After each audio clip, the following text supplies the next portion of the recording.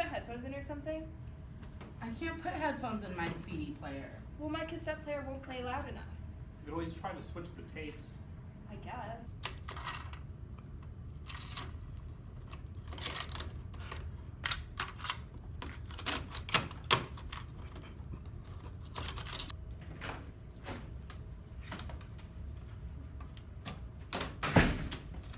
Hey guys.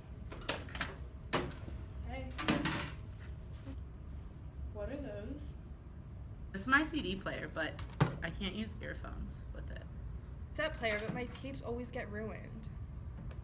An iPod, but I keep on running out of space. You guys don't have Spotify? Tidal? Not even Apple Music? What are those?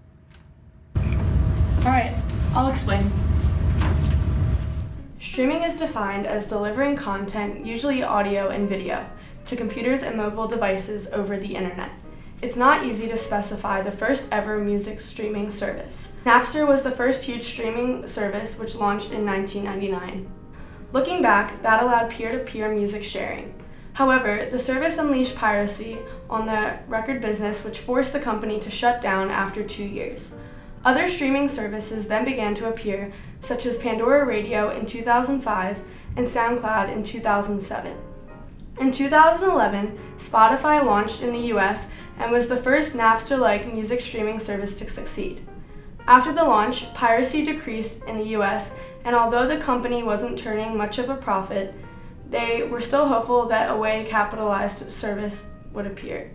Seeing the success of music streaming, many companies adjusted, like Apple Music in 2015 with its own radio and subscription options.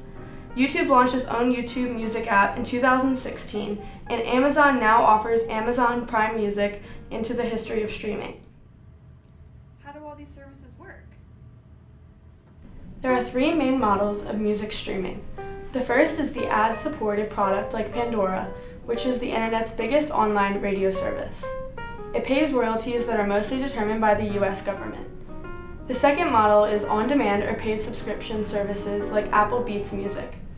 You pay a monthly fee to listen from a catalog of millions of songs. These services pay royalties based on confidential licensing fees with rights holders such as labels. The third is a hybrid of the two, like Spotify, which offers a free ad-supported option and a paid tier with privileged features like offline listening on your phone. To come up with the royalty rate per stream, Spotify divides the monthly streams of a single artist's work by the total number of streams on Spotify that month, and this determines the artist's share. To date, it has paid out more than $2 billion to the record labels, publishers, distributors, and artists who own the rights to the songs. That seems pretty neat and all, but how do artists like it? Artists' top criticism of the streaming music feature is that it won't pay as well. But Spotify's CEO, Daniel Ek, says that such a switch would simply send the masses back to the illegal downloading services, where artists will make no money at all. Music streaming services can be a major way to level the playing field for smaller artists. For those who are lesser known, it can be a very convenient way to reach new fans very easily, as not as much had to be done to reach new audiences through the internet.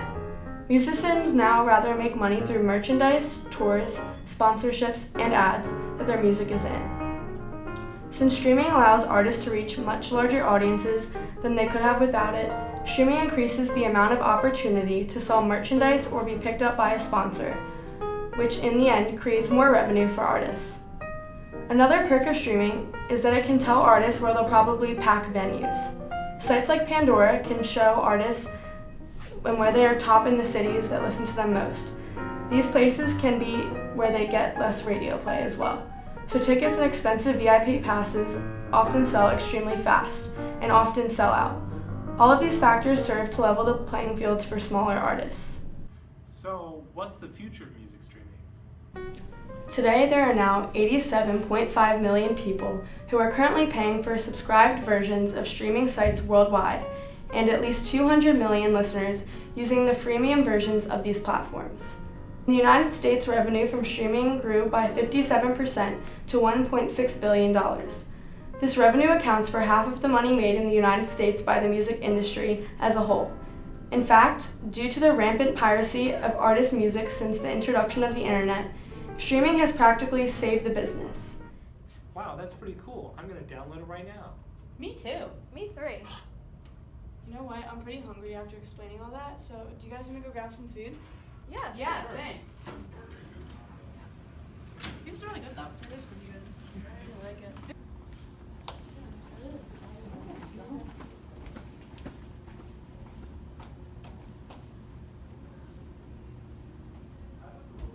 Loser.